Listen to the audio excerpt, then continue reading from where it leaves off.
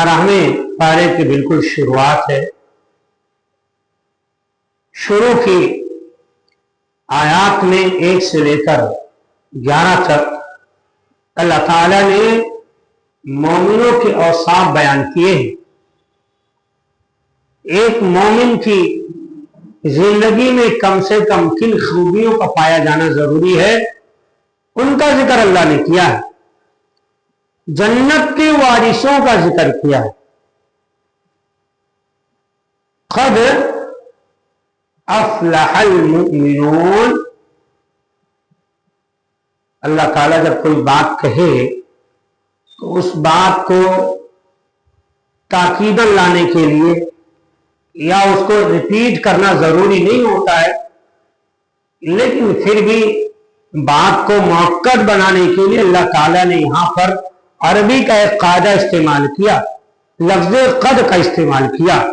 और क़द के माने होते हैं कि इस चीज में कोई शक नहीं है, यकीनन, बेशक, बिला शुबहा। क़द अफ़लहल मुमिनून। मोमिन लोग फलाह पा गए, कामयाब हो गए। अभी मोमिन मरा नहीं है, अभी धरती पर वो चल रहा है, अपनों के दरमियान जिंदा है, अकीक़े वलीमे की बोटियां तोड़ रहा है, नई नई बाइकें खरीद रहा है, अच्छे अच्छे लिबास पहन रहा है, दुनिया की आराइश और ज़ेबाइश में खोया हुआ है, एक एक की खुशबू, एक एक की घड़ियां इस्तेमाल कर रहा है। जिंदगी के हर लम्हे में उसकी आरज़ू और तमन्ना है कि आप उनके जैसा कोई दिखना नहीं। मोमिन अभी मरा नहीं, इसी जिंदगी में अल्लाह ताला ने उसको ये खुशखबरी सुना दी, क़द अफ़लहल मुमिनून। मोमिन तो कामयाब हो गया। एक तो वो लोग हैं कि फरिश्ता जब रूह निकालने के लिए आता है तब फरिश्ता खुशखबरी सुनाता है। कुछ लोग तो ऐसे होते हैं कि जिनकी रूह जब निकालने का वक़्त आता है तो उनकी रूहें पूरे बदन में भागती हैं, छुपती हैं, फरिश्ते जबरदस्ती उस रूह को खींचते हैं। लेकिन कुछ लोग इतने अच्छे होते हैं अल्लाह वाले कि फरिश्ते पहुंचते ही, रूह निकालने से पहले ही, अभी आदमी बिल्कुल जिंदगी की आखिरी सांसें ले रहा है, उसी वक्त उसको खुशखबरी सुना देते हैं। क्या सुनाते हैं? या अय्यतुहन नफ्सुल मुतमइन्ना। ऐ पाक रूह, ऐ अल्लाह वाली रूह, ऐ नबी से मोहब्बत करने वाली रूह, ऐ वो आदमी, तू खुश हो जा, तुझे गम करने की जरूरत नहीं है। या अय्यतुहन नफ्सुल मुतमइन्ना इरजिई इला रब्बिकी रादियतम मरदिया। ऐ पाक रूह, अब लौट चले। अल्लाह ने तुझे दुनिया के अंदर पैदा किया, ये तेरा दायमी ठिकाना नहीं, ये तेरा हमेशगी की जगह नहीं है। अब लौट चले मेरे अजीज साथियों। इरजिई, रजा के माने होते हैं आदमी कहीं पर वक्ती तौर पर गया, फिर वहां से उसे 2-4 घंटे के बाद, 2-4 दिन के बाद वापस आना है, तो ऐसी सूरत में रजा का लफ्ज़ इस्तेमाल किया जाता है। अल्लाह ताला ने कहा, इरजिई इला रब्बिकी रादियतम मरदिया फदखुली फी इबादी वदखुली जन्नती। कुरान के ताबे अपनी जिंदगी कर देने वाली रूह, ऐ कुरान के ताबे जिंदगी गुजारने वाली रूह, ऐ नेक इंसान, कोई गम ना कर, कोई फिक्र ना कर, अब लौट चले। ये दुनिया तेरे लिए नहीं थी, ये दुनिया तेरे लिए अल्लाह ने नहीं बनाया, अल्लाह ने तेरे लिए जन्नतुल फिरदौस तैयार किया है। فادخلی فی عبادی وادخلی جنتی. قبر کا مرحلہ بڑا آسان ہوگا، میدان محشر کا معاملہ تیرے لیے بڑا آسان ہوگا، اس کی حوالہ کی تیرے لیے بڑی پرسکون ہوگی. قبر کا عذاب تجھ پر اثر انداز نہیں ہوگا، تو خوش ہو جا میرے عزیز ساتھیوں. تو ایسے مومنوں کو اللہ تعالیٰ دنیا کے اندر یہ خوشخبری سناتا ہے. ایک تو ہم نے ان صحابہ کی سیرت کو پڑھا، ابو بکر کو اللہ کے نبی نے اسی دھرتی پر جنت کی بشارت دے دی، عمر کو جنت کی سرٹیفکیٹ دے دی، عثمان و علی کو سرٹیفکیٹ دے دی، عشرہ مبشرہ اور تمام صحابہ کرام کو اللہ تعالیٰ نے جنت کی سرٹیفکیٹ دے دی. لیکن وہ سرٹیفکیٹ رکا نہیں، بلکہ ان مومنوں کو بھی اللہ تعالیٰ نے جنت کی ضمانت دے رکھی ہے جن مومنوں کی زندگی قرآن و حدیث کے تابع گزرے. اللہ نے بیان فرمایا قد افلح المؤمنون، اے مومن انسان تو خوش ہو جا، تو یہ جو زمین پر چل پھر رہا ہے تیرے لیے خوشخبری یہ ہے، مرنے کے بعد تو جنت کے اندر داخل ہوگا. قد افلح المؤمنون، بلا شبہ مومن آدمی کامیاب ہو گیا، اس کی کامیابی میں کوئی شک نہیں ہے. ایک تو اللہ نے بات میں تاکید پیدا کرنے کے لیے، وزن پیدا کرنے کے لیے قد کا استعمال کیا، اور دوسرا ماضی کا صیغہ پاسٹ کا سینٹینس استعمال کیا اللہ نے.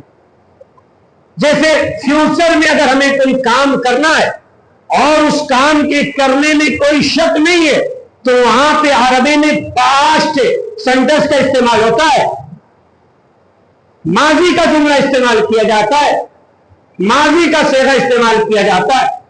افلح کے معنی کامیاب ہو گیا. دیکھو معاملہ ہے آخرت کا، معاملہ موت کے بعد کا، لیکن اللہ تعالیٰ نے پہلے سے سرٹیفکیٹ دے دی کہ نہیں وہ مرا یا نہیں مرا وہ بات چھوڑ دو، یہ اپنی زندگی میں اس کو جنت کی سرٹیفکیٹ میں دیتا ہوں. افلح، یہ مومن کامیاب ہو چکا ہے. اللہ تو ہمیں اور آپ کو ایسے خوش نصیب لوگوں میں شامل ہونے کی کوشش کرنی چاہیے. اللہ سے خوب دعائیں کرنی چاہیے، خوب عبادتیں کرنی چاہیے تاکہ ہمارا نام بھی ایسے نیک لوگوں میں آ جائے. قد افلح المؤمنون، او مومن لوگ کامیاب ہو گئے. اب کون سے مومن؟ مومن کس کو کہتے ہیں؟ مومن بننے کے لیے بنیادی طور سے جو ارکان ایمان، ارکان ایمان کتنے ہیں؟ 6. اس کے بعد ارکان اسلام 5. کم سے کم ان 11 چیزوں کی پابندی، ان 11 اصولوں کے مطابق اور کلمہ توحید کے تقاضے کے مطابق ایک مسلمان کی زندگی گزرنی چاہیے. تب بندے کو کہا جائے گا یہ مومن بندہ ہے.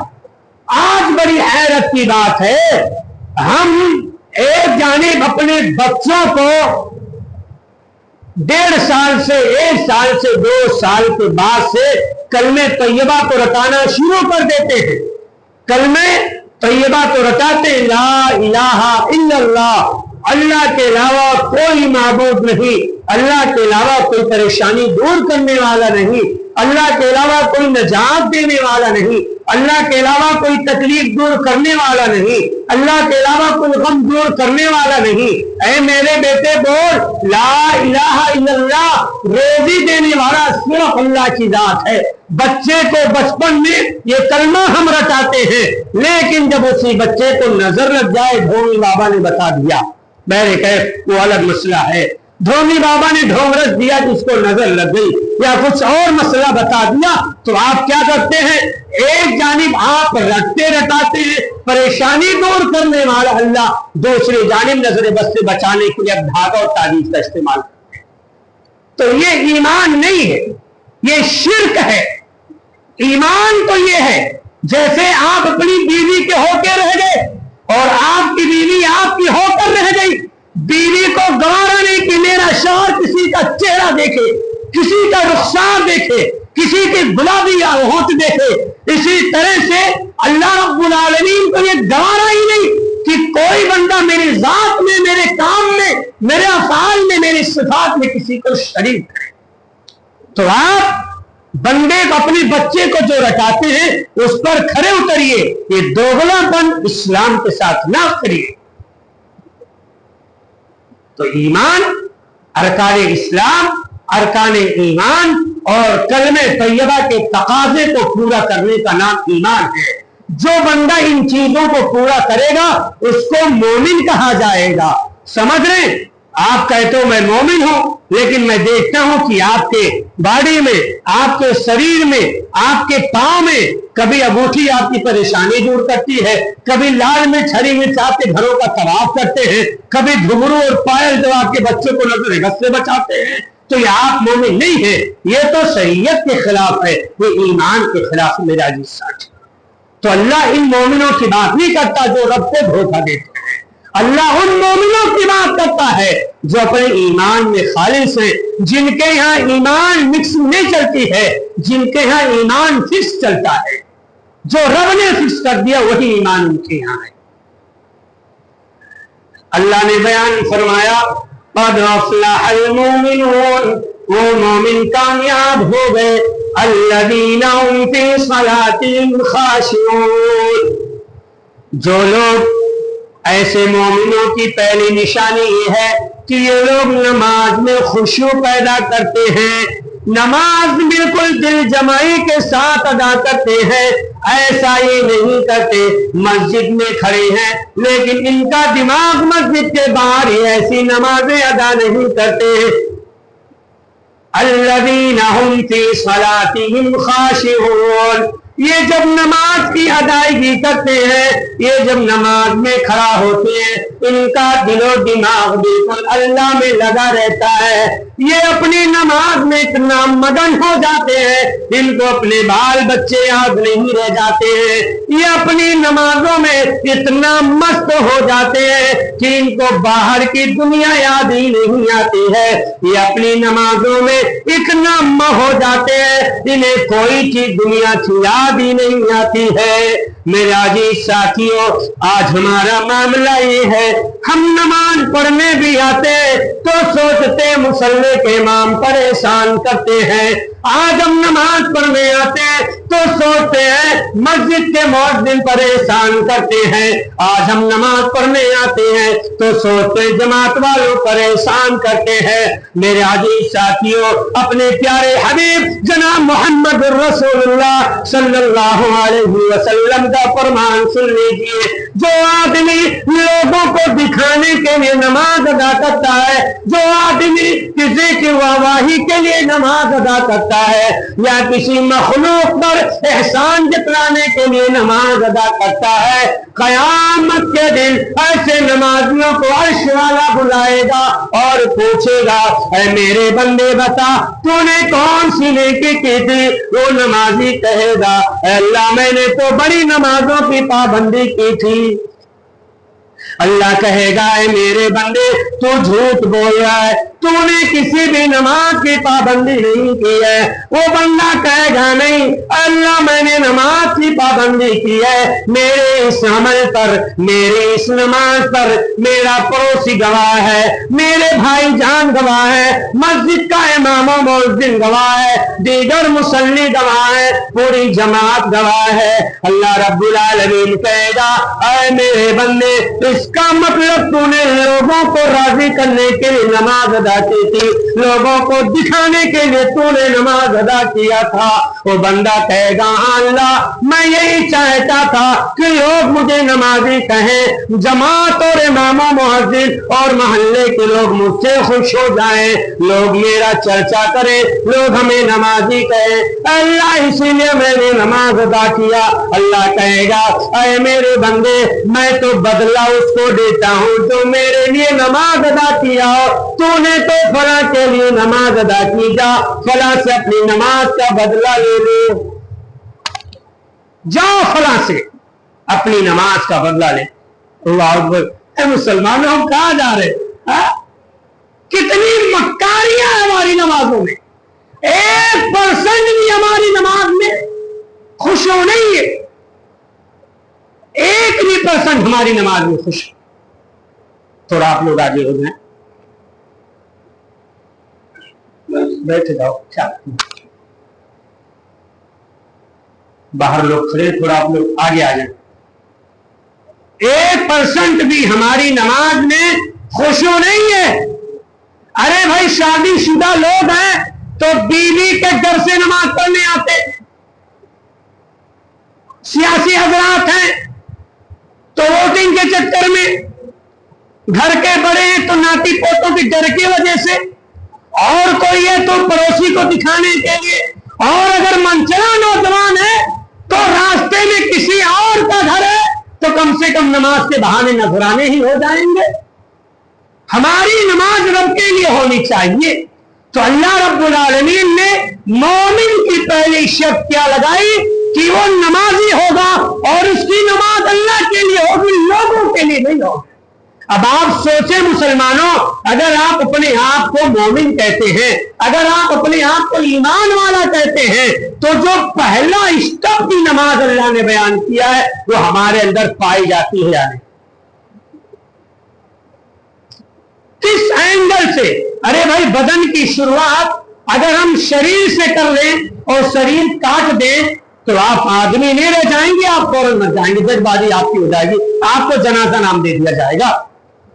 تو مومن بننے کے لیے اول شرط نماز کی لگائی گئی ہے، اور یہی چیز آپ کے اندر نہیں پائی جاتی ہے۔ اچھا دوسری بات یہ، باپ چاہتا بچہ 5 وقتہ نمازی بن جائے، لیکن ابا خود بے نمازی ہے۔ بیٹا چاہتا میرے گھر والے نمازی بن جائے، لیکن بیٹا خود جو ہے نماز سے دور ہے۔ گھر میں ہر شخص یہ چاہتا ہے کہ وہ برائی نہ کرے، وہ برائی نہ کرے، لیکن جو لوگوں کو بھلائی پہ لانے کی آرزو کرتا وہ خود برائی میں ملوث ہے۔ تو پہلے آپ خود اچھے کام کریں۔ اگر باپ کی خواہش ہے، ماں کی خواہش ہے، بڑے بھائی کی خواہش ہے، بہن کی خواہش ہے کہ گھر کا ماحول درست ہو جائے، لوگ نمازی بن جائیں، میرے گھر والے نمازی بن جائیں، تو پہلے ہم سب کو نمازی بننا پڑے گا۔ اور نماز اتنا اہم ہے میرے عزیز ساتھیوں، اللہ کے رسول بیان فرماتے ہیں قیامت کے دن پہلی چیز نماز کے بارے میں آپ سے سوال ہوگا۔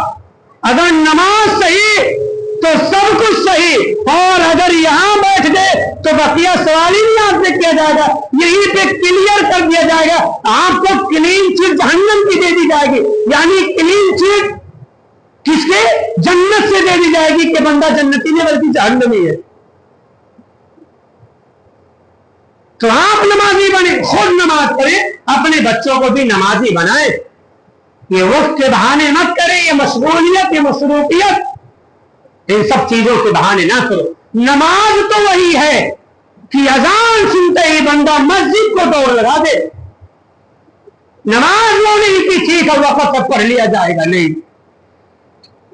بہرکیف اللہ تعالیٰ نے بیان فرمایا قد افلح المؤمنون الذین هم فی صلاتهم خاشعون، کامیاب ہو گئے وہ مومن جو نمازوں کی پابندی کرتے ہیں اور نماز بالکل دل جمعی کے ساتھ ادا کرتے ہیں، نماز صرف اللہ کی خاطر ادا کرتے ہیں۔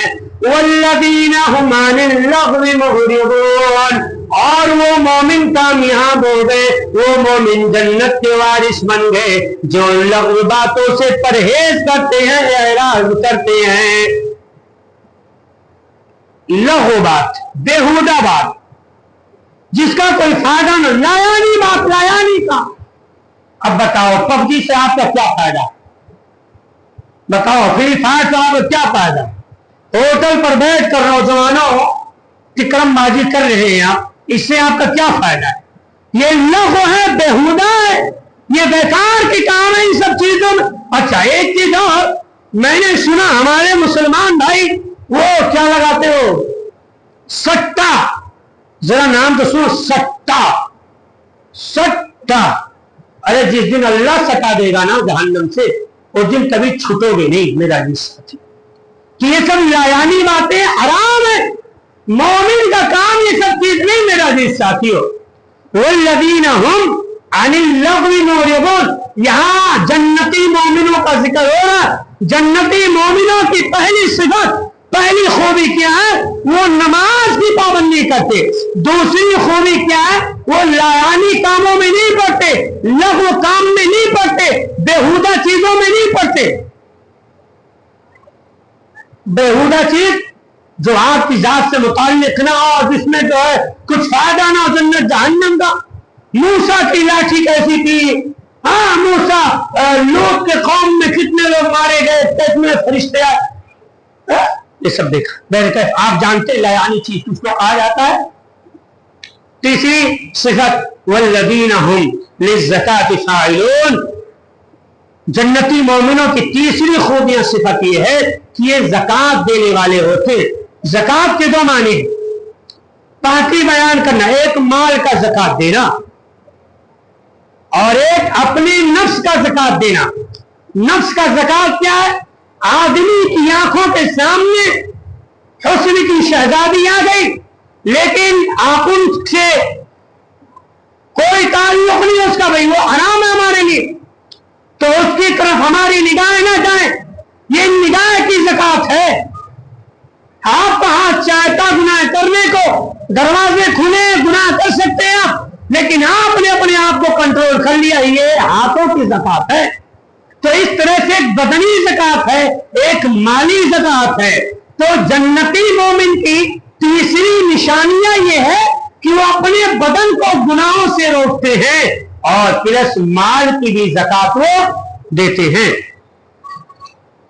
چوتھی نشانیاں والذین ہم لفروجہم حافظون. دیکھتے جائیں، مومن وہ ہے جو اپنے شرمگاہوں کی حفاظت کرتے ہیں. بڑی عجیب بات، پوری دنیا، ارے تاریخ اٹھا کر کے دیکھو، بڑی بڑی سلطنتیں اس کی وجہ سے بیکار ہو گئی، حکومتیں برباد ہو گئی. جن لوگوں کے سکے چلتے تھے کائنات کے اندر، جب اس فحش کام میں پڑے تو دنیا کے قلاش بن گئے وہ. اور آج بھی یہ اتنی بری چیز ہے کہ اگر کوئی آپ کا بڑا دشمن ہے تو بزرگ لوگ کہتے ہیں کچھ مت کرو، وہ محلے میں ہو یا نہ ہو، بس کسی کے کان میں یہ سن پھونک دو کہ بھلا بچی کے ساتھ اس کو ہم نے دیکھا تھا، وہ بیچارہ محلہ 1 مہینہ پہلے چھوڑ دیا، 1 سال پہلے چھوڑ دیا، اس کا محلے میں وجود نہیں. آج اگر آپ جا کر کے کہہ دیں کہ کل میں نے اس کو فلاں کے ساتھ دیکھا ہے تو لوگ بھیا تحقیق بھی کرنے والے نہیں. ہاں یہ جھوٹ تھوڑی کہہ رہا ہوگا، کچھ نہ کچھ تو ضرور اس میں ہے. یہ اتنی غلط چیز ہے میرے عزیز ساتھیوں. کسی کی عزت کا تماشا بنانا ہو، کسی کو نہ کہ چنے چبوانا ہو، کسی کی سلطنت کو برباد کرنا ہو، کسی کی عزت کو تار تار کرنا ہو، کسی کو یہاں کا وہاں کا نہ چھوڑنا ہو، تو اس کے نام کے سامنے کسی لڑکی کا نام جوڑ دو، کسی کی ماں بہن کی عزت کو جوڑ دو، آپ بقیہ عیش کرو. اتنی خباثت ہے اس چیز میں میرے عزیز ساتھیوں. اس سے بچنے کی ضرورت ہے. کسی کی عزت کا جنازہ آپ نہ نکالیں، کسی کی عزت کا تماشا آپ نہ نکالیں. آپ کو اپنی شرمگاہ کی حفاظت کرنی ہے، اپنے بال بچوں کی حفاظت کرنی ہے. کسی کے پیچھے پڑ کر کے دشمنیاں نہ پالیں، کسی کے پیچھے پڑ کر کے اپنی زندگی تباہ نہ کریں. تو اللہ رب العالمین نے بیان فرمایا والذین هم لفروجہم حافظون. جنتی مومنوں کی چوتھی نشانی ہے، چوتھی صفت یہ ہے وہ اپنے شرمگاہوں کی حفاظت کرتے ہیں. اللہ کے رسول جناب محمد رسول اللہ صلی اللہ علیہ وسلم نے بیان فرمایا اے مومنو، تم میں سے جو آدمی دو چیزوں کی حفاظت کی ذمہ داری لے لے. جو بندہ تم میں سے دو چیزوں کی صحیح استعمال کرے, دو چیزوں کی غلط استعمال نہ کرے, یہ نبی تمہارا تمہیں جنت کی ضمانت دیتا ہے. صحابہ نے پوچھا اللہ کے نبی وہ دو چیزیں کون سی ہے؟ اللہ کے رسول نے بیان فرمایا اے میرے صحابہ سنو, وہ دونوں چیزیں, یہ دونوں جبڑوں کے بیچ 1.5 انچ کی زبان ہے اور دونوں رانوں کے بیچ یہ پڑی ہوئی شرمگاہ ہے. جو آدمی زبان کا صحیح استعمال کرے, جو آدمی شرمگاہ کا صحیح استعمال کرے, ان دونوں چیزوں کا غلط جگہوں پر استعمال نہ کرے, تو یہ تمہارا نبی تمہیں جنت کی ضمانت دیتا ہے, جنت کی سرٹیفکیٹ دیتا ہے. میرا عزیز ساتھیوں, آج آپ زبان کا صحیح استعمال نہیں کرتے, آج ہم اور آپ اپنی شرمگاہوں کا صحیح استعمال نہیں کرتے. ارے اگر آپ کی ایک بیوی سے خوراک پوری نہیں ہوتی, شریعت نے 4 کی اجازت دی ہے, دوسری کر لو, تیسری کر لو, چوتھی کر لو, لیکن کسی کی عزت کو تار تار کرنے کی کوشش نہ کرو. اے نوجوانوں, تم بالغ ہو چکے, آج تو نوجوان ابھی مکمل جوان نہیں ہوا, 13-14 سال میں ہی زنا کرنے کا عادی بن جاتا ہے. اے نوجوانوں, اگر تم جوان ہو چکے تو اپنے باپ کی گریبان پکڑ لو, اپنی ماں سے کہو کہ اے میری ماں, اے میرے باپ, مجھے شادی کی ضرورت ہے, اب میرا نکاح کرا دیا جائے, اور اے میرے باپ مجھے اجازت دیجیے نکاح کرنے کی. اگر آپ کر سکتے ہیں تو کریے, ورنہ فلاں لڑکی سے میرا نکاح کرا دیجیے. میرا جی ساتھیوں, میرے ماں, میرے بھائیوں, یہاں پر غور کرنے کی بات یہ ہے, بچہ نوجوان ہو گیا, اب اسے شادی کی ضرورت ہے, اسے ہم صبر کی ضرورت ہے, لیکن ایک باپ اس کی خوراک کا انتظام نہیں کرتا, کیونکہ باپ کو بلیٹ چاہیے, باپ کو 4 ویلر چاہیے, باپ کو 4 لاکھ روپے چاہیے, بیٹا جا کر کے زنا کرے, باپ کو غم نہیں, بیٹا جائے طوائفوں کے اڈوں پر جائے, باپ کو غم نہیں, محلے کی عورتوں کی عزت کو تار تار کرے, باپ کو فکر نہیں ہے, کیونکہ باپ بچے کی شادی اسی وقت کرے گا جب اسے 4 لاکھ 6 لاکھ جہیز حرام سے ملیں گے. اسی میں مگن ہے. ایسا مت کریں آپ کو. والذین هم لفروجہم حافظون, بچہ بالغ ہو گیا, اس کا یہ حق ہے, اور یہاں پر یاد رکھیے ان کا مت سنیے گا, سیدھا سنیے گا. اگر نوجوان بالغ ہو گیا, شادی کی ضرورت ہے, کوئی مجبوری نہیں ہے, بچی بالغ ہو گئی, شادی کی ضرورت ہے, کوئی مجبوری شرعی عذر نہیں ہے, اور ماں باپ بڑے بھائی بہنیں اگر اس کا نکاح نہیں کرتے, ایسی صورت میں اگر وہ کوئی غلط قدم اٹھاتے ہیں تو پوری ذمہ داری ماں باپ کی ہوگی, پوری سزا بھگتنے کے لائق ماں باپ ہوں گے. اور میں تو کہتا ہوں, سرکاروں سے بھی کہتا ہوں, اور ذمہ داران سے بھی کہتا ہوں, سب لوگوں سے کہتا ہوں, اگر نوجوان زنا کر رہا ہے پکڑا جائے تو نوجوان کو سزا دینے سے پہلے اس کے ماں باپ کو بلا کر تحقیق کیا جائے, اسے شادی کی ضرورت تھی, اس کی تم نے شادی کیوں نہ کی. اگر لڑکی بھاگ رہی ہے, ارتداد کا شکار ہو رہی ہے, تو سب سے پہلے اس کے ماں باپ کے گریبان پکڑے جائیں. 4 سال ہو چکے بالغ ہوئے, ابھی تک تم نے اس کی شادی کیوں نہ کی. بائک لینا ضروری تھا, 4 ویلر لے کر کے گھومنا ضروری تھا, 10-10 ہزار کے جوڑے پہننے ضروری تھے, بتاؤ باٹا کا جوتا پہننا ضروری تھا. ارے ضروری تو اپنی عزت بتانا ہے.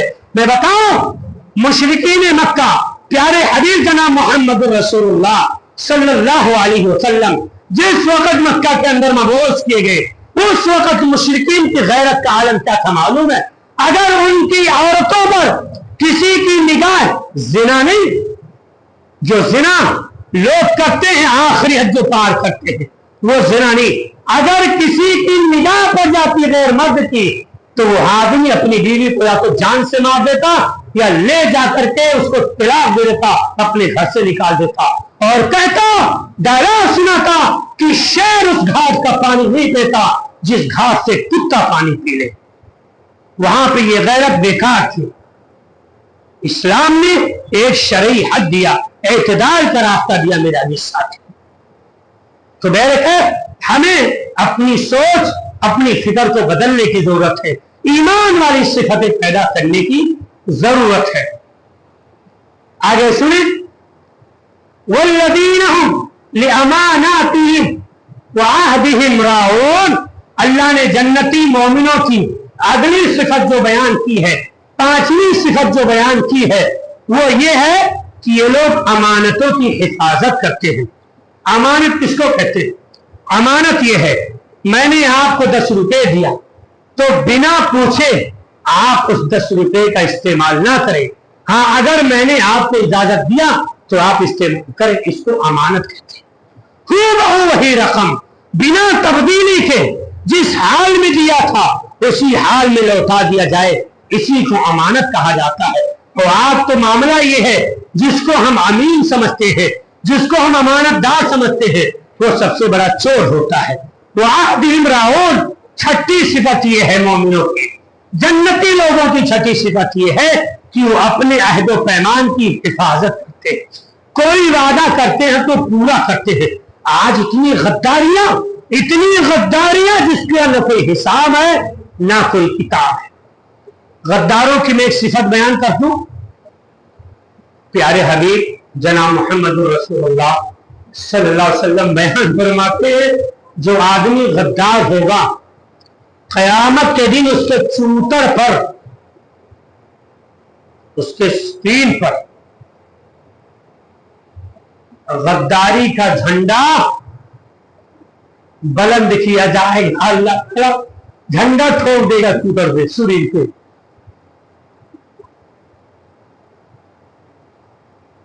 جھنڈا لگاتے نا گھروں پر مسلمان کرامت، نبی سے غداری، کلمہ نبی کا، اور جب عمل کی بات آتی ہے دنیا کے بکواس کیے جاتے ہیں، یہ سب سے بڑی غداری ہے۔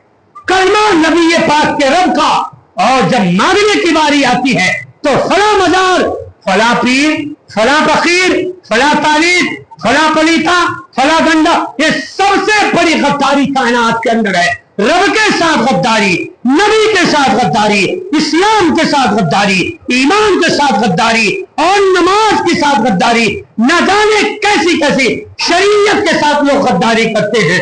اللہ کی قسم مسلمانوں سدھر جاؤ، یہ غداریاں تمہارے چوکوں پر، تمہارے سینوں پر جب عرش والا اس کے بدلے میں جھنڈا لگائے گا غداری کا میدان محشر میں، تب پتہ چلے گا کہ کاش ایسی غداریاں ہم عرش والے کے ساتھ نہ کیے ہوتے تو آج اتنی رسوائی اور ذلت ہماری نہ ہوتی۔ تو 6 صفتیں ہو گئی کن لوگوں کی؟ جنتی مومنوں کی۔ آخری بات اللہ تعالیٰ آگے بیان کرتا ہے، پھر وہی نماز کی پابندی، والذین هم لاماناتهم وعہدہم راعون والذین هم علی صلواتہم یحافظون، وہ لوگ نمازوں کی حفاظت کرتے، یعنی 5 وقتہ نمازوں کی مسلسل پابندی کرتے، ایسا نہیں کرتے 3 وقت پڑھتے اور بقیہ نمازیں گول کر دیتے، ایسا نہیں کرتے وقت ہے تو نماز، وقت نہیں تو بے نمازی، ایسا نہیں کرتے، وقت ہو یا نہ ہو اس کو اپنی نماز سے مطلب ہوتا ہے، اذان ہوئی نماز پڑھ گئے۔ اس کے بعد اللہ تعالیٰ یہ صفتیں بیان کرنے کے بعد 1 2 نماز میں خشوع خضوع، لایانی باتوں سے پرہیز، زکوٰۃ کی ادائیگی، شرم گاہوں کی حفاظت، اور اسی طرح سے امانتوں کی حفاظت، عہد و پیمان کی حفاظت، 5 وقتہ نمازوں کا خیال، اتنی صفتیں بیان کرنے کے بعد اللہ تعالیٰ کیا کہتا ہے؟ اولئک هم الوارثون۔ اولئک کے معنی وہ لوگ، یہی لوگ۔ اگر اللہ کہتا اولئک الوارثون، وہ لوگ وارث ہیں، یہ لوگ جنت کے وارث ہیں، بات مکمل تھی، لیکن عرش والے نے ہم بھی استعمال کیا، اولئک بھی استعمال کیا۔ اولئک کے معنی وہ لوگ، یہ لوگ، اور ہم کے معنی بھی یہ لوگ، وہ لوگ، یعنی ایک ہی معنی میں 2 لفظ ایک ساتھ استعمال کیا۔ ترجمہ یوں ہوگا کہ یہی لوگ حقیقت میں جنت کے وارث، یہی لوگ حقیقت میں جنت کے وارث ہیں۔ تو میرے عزیز ساتھیوں، اگر آپ کو دیکھنا ہے کہ ہم جنت کے وارث ہیں یا نہیں، تو سورۃ المومنون آیت نمبر 1 سے لے کر 11 تک پڑھ لیں، آپ کو پتہ چل جائے گا آپ جنت کے وارث ہیں یا نہیں، جنتی انسان آپ ہیں یا نہیں، مومن آپ ہیں یا نہیں۔ اولئک هم الوارثون الذین یرثون الفردوس، اور جنت کی کئی کیٹیگریاں ہیں، کئی درجات ہیں، تو اللہ تعالیٰ نے نچلے طبقوں کا وارث نہیں بنایا، ایسے مومنوں کو اللہ نے جنت الفردوس کا وارث بنایا۔ اللہ اکبر۔ اللہ کے رسول کہتے لوگوں، اللہ سے جب تم جنت مانگو تو صرف جنت نہ کہو، بلکہ کہو اللہ ہمیں تو جنت الفردوس عطا فرما دے۔ جنت الفردوس سب سے اعلیٰ حصہ ہے جنت کا۔ تو یہ جو 7 چیزوں کی حفاظت کریں گے، جن مومنوں کے اندر، جن مسلمانوں کے اندر یہ 7 خوبیاں پائی جائیں گی، انشاءاللہ ایسے مسلمان، انشاءاللہ ایسے مومن لوگ جنت الفردوس میں داخل ہوں گے۔ ہم فیہا خالدون، اور ہمیشہ ہمیش اس کے اندر رہیں گے۔ اللہ تعالیٰ سے دعا ہے مولا کریم ہمیں ان لوگوں میں شامل فرما جن سے تو راضی ہے۔ اللہ رب العالمین ہمیں نیک عمل کرنے کی توفیق عطا فرما۔ اللہ رب العالمین ہمیں مساجد کی طرف لوٹنے کی توفیق عطا فرما۔ اللہ رب العالمین قرآن کی طرف ہمیں لوٹنے کی توفیق عطا فرما۔ اللہ ہمیں اپنے ایمان کی حفاظت کرنے کی توفیق